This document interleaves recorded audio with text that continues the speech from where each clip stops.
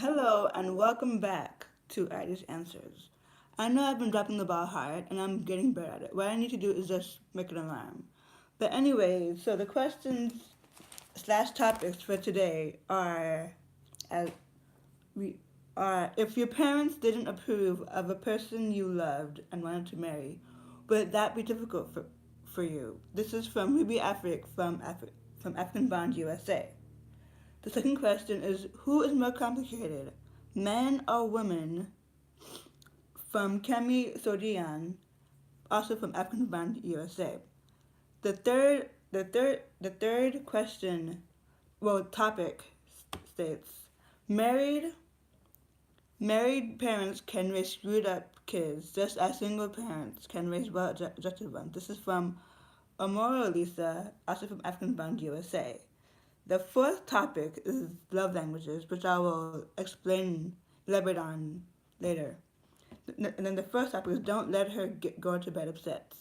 So, first things first. Thank you for all those who have continually watched and are watching even now.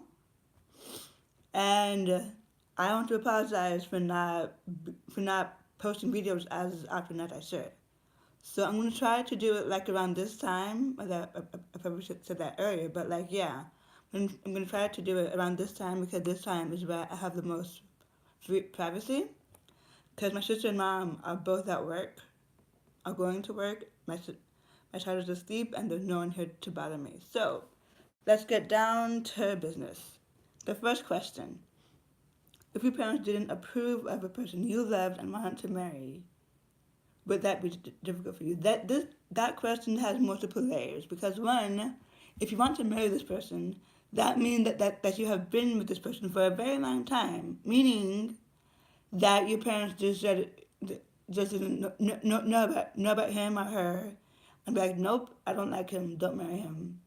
That means that along the course of the relationship, you if they knew about it, which in some cases isn't true, if they knew about it, they probably told you along the course of the relationship that I don't like this guy or girl for so and so reason. So if that's the case, then it's your responsibility to find out why. Because if you don't find out why and you just go and marry them anyway, that's disrespectful because that's basically saying I know you don't like this person, but I don't care why. Not, and I'm going to do what I want to do anyway. Secondly, by this time, your parents should have met him somehow, him or her somehow, whether it's face to face, they talked somehow throughout the course of the relationship. And because for each one to want to marry that person, that takes a lot of time. So a couple of months isn't, well, for me, isn't long enough to like be like, I love you, I want to marry you. Because there are many factors that go into being able to say, I want to marry you. Like how the person deals with stress and difficult situations, or how the person handles their time and their money. Just to name two. But there's many other things that go into consideration when it comes to marriage. Marriage is a binding thing. Marriage is basically an unwritten contract between you, your future wife or husband, and God. You are basically telling God that I will stay with this person during the good and bad times, whether we are sick or healthy, whether we are rich or poor. I will never leave this person. So before you can say, yes, I want to do this with this person, there are many things that come into factor, right? Which is why I believe that it takes, for me anyway, it takes more than 2 or 3 months to know this.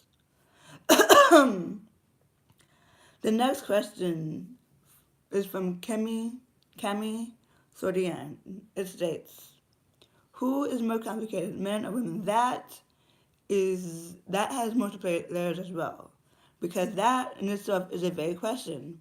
That's like saying who is the better listener, or or who is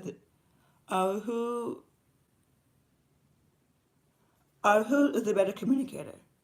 Also has many layers to this. So the first layer is specificity. Specificity. What I mean by that is this question for this question to be more specific, basically. Like, for instance, who is more complicated when it comes to this? Or who is more complicated in terms of that? That that would make it more more more specific, because this both men and women can be complicated, but they can be complicated in different situations. Like when it comes to communication, women are more complicated. When it comes to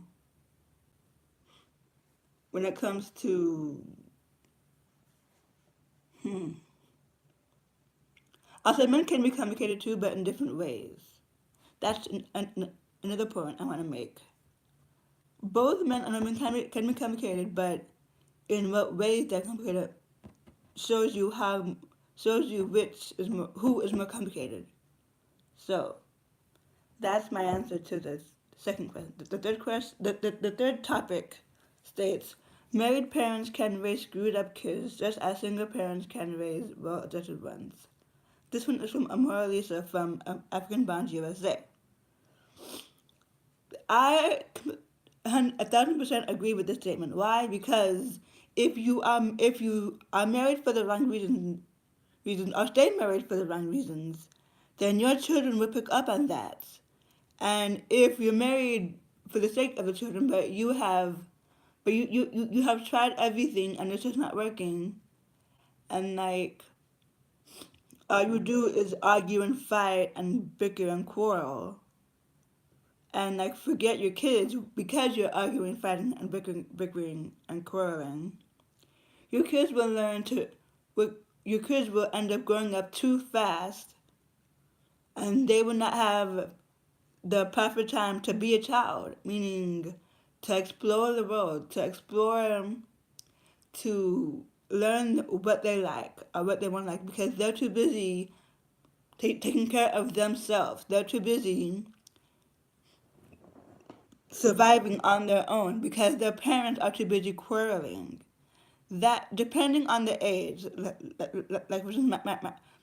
my child is 3, and if I were to get with the father of that child, that because of my child, that would be a horrible mistake. Why? Because one, like we were just friends, so I that, and like I have this personal thing that wouldn't want that like that would make me not want to be with him anyway. But the point is, me being with him because of a man would be a mistake, because I don't like him enough, or I don't like him, so there would be no substantial reason for me for me to be with him. So that being said, yes, yes, the child will be devastated for a while, but in the long run, that child will be better off than if the two parents only stay together for the child. Unless you are co-parenting, then that's a different thing altogether. But if you are married and you had children and you tried to make it work for the child, but it did not work for one reason or another, then it's better for you to it's better for you to be separated than for you to stay married and argue and bicker and quarrel and forget that you have a child. As in, your arguing and bickering takes up so much of your time that you barely have any time to spend with that child. Although it says in the Bible which is why it says in the Bible, when that a man shall leave his father and mother and cleave unto his wife, and they shall become one. Meaning, before you become one with someone, make sure that they are compatible with you. This also brings me to one of Apostle Dr. Solomon's older messages called 20 Mistakes Women Make in the name of love. He also has one for men as well, but I don't remember the name for that one. But that is a video that I would recommend you watch. Also the one for men as well. So, love languages. This is something that I discovered later in life, but it has helped me tremendously. So, according to Gary Chapman, the owner and founder of love language of 5lovelanguages.com, he said that there are five different love languages. One, quality time, meaning that in order for someone to publicly show you love, they need to spend quality time with you. Not meaning when they spend time with you, it is you have deep conversations. The time is spent like getting to know each other more deeply, like not just surface levels, like what's your favorite color or what's your favorite food, but like you get to know what makes them tick. You get to know about their past. So that's the first one. The second one is acts of service. This one is my second. Quality time is my first. My second one is acts of service. Basically, this one means this one is saying that to show someone whose love language is acts of service. That means that if you see them struggling with something, don't let them struggle. Help them. Let them see that you care about what they're doing. That what is important to them is also important to you. And like if you see that she's frustrated, that the frustrated, let them take a break and you try and see if you can help them figure it out. The fourth one is physical stress. This one is basically self-explanatory. That basically means to show them proper love, hold hands often, hug them often, basically touch them often and throughout the day. So a hug in the morning and a hug at night is not sufficient enough to show a person whose primary love language is physical touch that you love them, because they'll be like, they only hugged me twice today. They didn't hold my hands or anything. So what's going on? The third one is very shallow, and I honestly don't even know why it's a love language, but anyway, it is. This one is receiving gifts. I understand that receiving gifts is important in relationships, but like for it to be a love language, I don't understand.